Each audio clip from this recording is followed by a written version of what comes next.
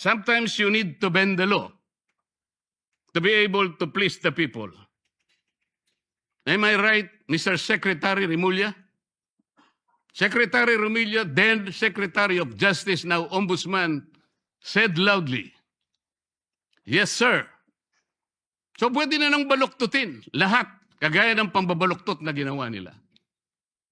Pero sinasabi ko, Madam President, they can imprison me, they can arrest me, but I tell them, they still will not win. Itaga nila yon sa bato. Let those who weaponize the law answer to history. Let those who steal from the people answer to justice. Let those who seek to silence dissent understand this. A senator who remembers his oath cannot be purchased by comfort, cannot be subdued by threats, and cannot be defeated by fear. Madam President, kaya po ba nila kong ipakulong?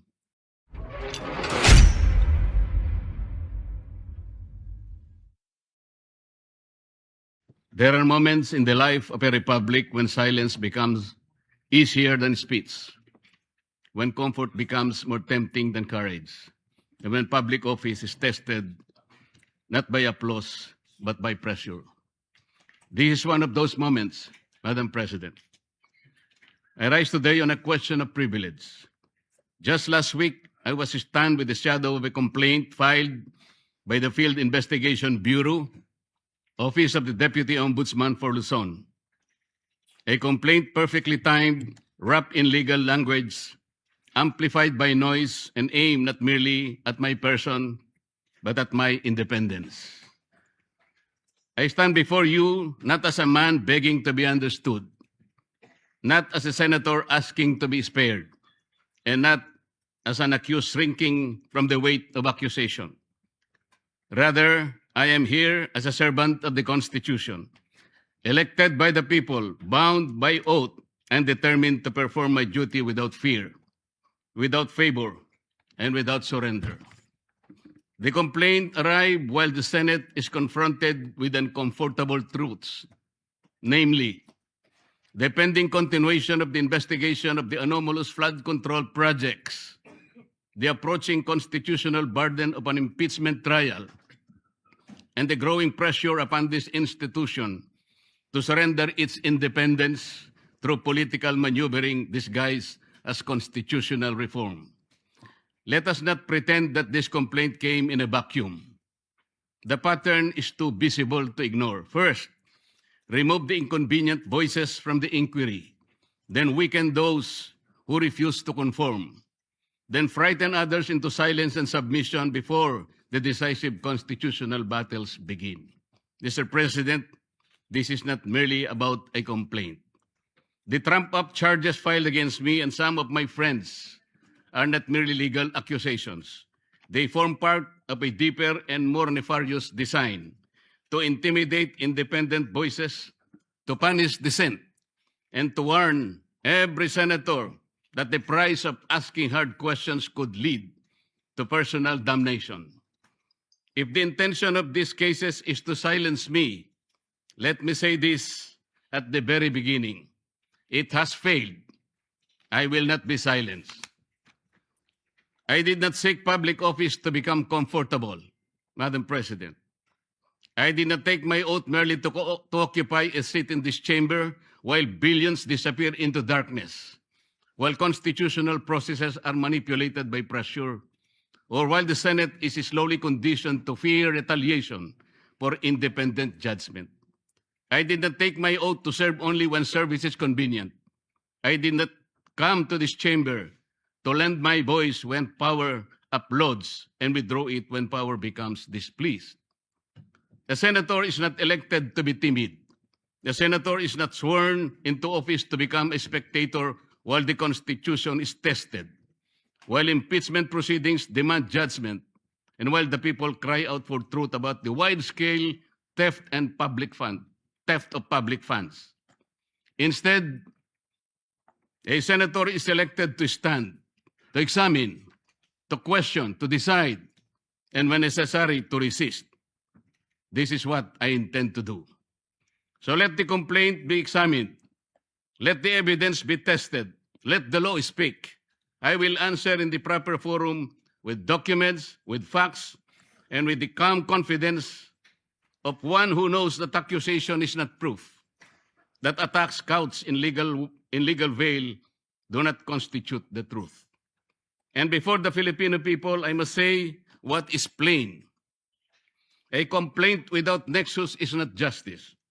A complaint without evidence is public injury, official favor, corrupt consideration, or abuse of office is not accountability. It is machinery. It is pressure. It is a warning shot fired at those who refuse to kneel. And if that warning was meant for me, Mr. President, then the answer is very clear. It failed. The complaint against me speaks of amounts. It speaks of dates. It speaks of suspicion. But suspicion is not evidence. Amount is not corruption. Political inconvenience is not probable cause. An accusation, no matter how loudly repeated, is not proof. It is a theater. It is pressure. It is machination. Let me state the legal defenses plainly on the allegations against me. The law did not define the limits of liberality among friends. They did not say that friendship must stop at a number chosen by one's accusers. They did not say that generosity becomes criminal merely because the amount is substantial. What the law forbids is not liberality. It forbids corruption. What it condemns is not friendship. It condemns the sale of public duty. At least I stated the truth. At least I faced the issue. At least I did not hide behind silence. So I ask, what of those who receive support, gifts, donations, favors, or assistance for their own electoral campaigns and keep them beyond public scrutiny?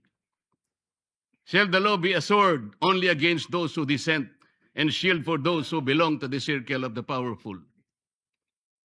If transparency is demanded, let it be demanded of all. If public morality is the standard, let no one be exempt because of wealth, alliance, influence, or proximity to power. And so I speak again, clearly and directly. What official act did I sell? What vote did I promise? What public fund did I touch? What government contract was delivered?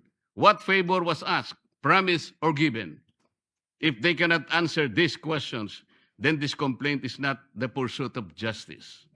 It is a deliberate attempt to silence dissent. But this is larger than me. This is not a fight for one man. This is not a fight for one faction. This is not a fight for political survival.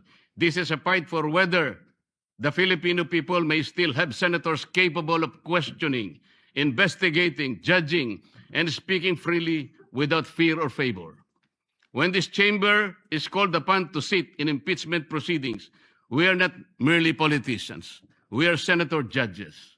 We are bound to listen, to weigh evidence, to apply the Constitution, and to act according to our conscience.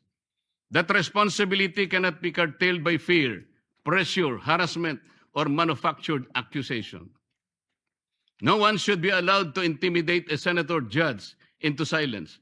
No one should be allowed to punish a member of this chamber for ensuring that impeachment must be governed by law, evidence, due process, and conscience.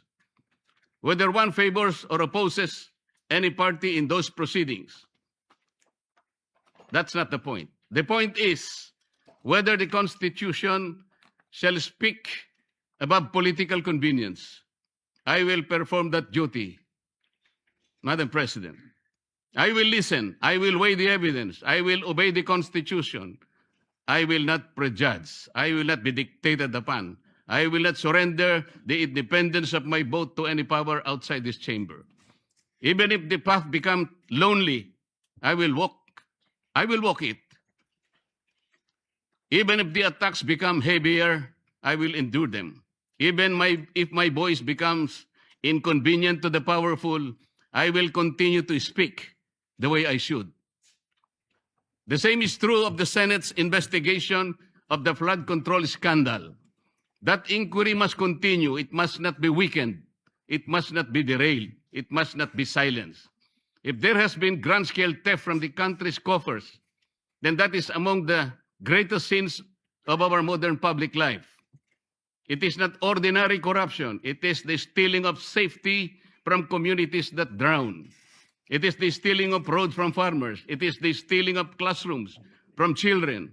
It is stealing of medicine from the sick, wages from workers, and hope from taxpayers who labor honestly while others feast on public money. No senator should be silenced when the duty is to follow the trail of the public's money. No committee should be weakened when the task is to expose corruption. No voice should be threatened when the question before the nation is whether the billions intended for the people were ransacked by bandits of insatiable greed. I do not fear imprisonment. I fear a country where freedom itself is imprisoned. I fear a republic where legal processes are twisted into weapons, where dissenting voices in the Senate are mechanically trimmed down, and where the rich and the powerful elite manipulate institutions so that only their chosen voices may be heard. While others may refuse to speak because of threats, I will not. Madam President, I will not let fear write my narrative. I will not let intimidation decide my vote. Make me bleed, and I will still shout out to the high heavens for truth and justice. Push me against the wall, and I will still push back with all the lawful strength that conscience, evidence, faith, and duty can give me. Not with violence, not with hatred, not with recklessness, but within the Constitution, in my hand, the law in my shield, the truth as my voice, and the Filipino people as my reason. Nelson Mandela once spoke of a democratic and free society as an ideal for which he was prepared, if necessary, to die. I do not compare myself to Mandela. I am too little to even try, Madam President. But I understand the burden of that lesson. Freedom is never preserved by the silent. It is preserved by those who still speak when silence becomes the safer choice. And so I say this to those who believe that cases can frighten us, that accusation can tame us, that pressure can make us forget the oath we took before the people. You have misread the Senate. You have misread the Constitution. You have misread me. May I repeat?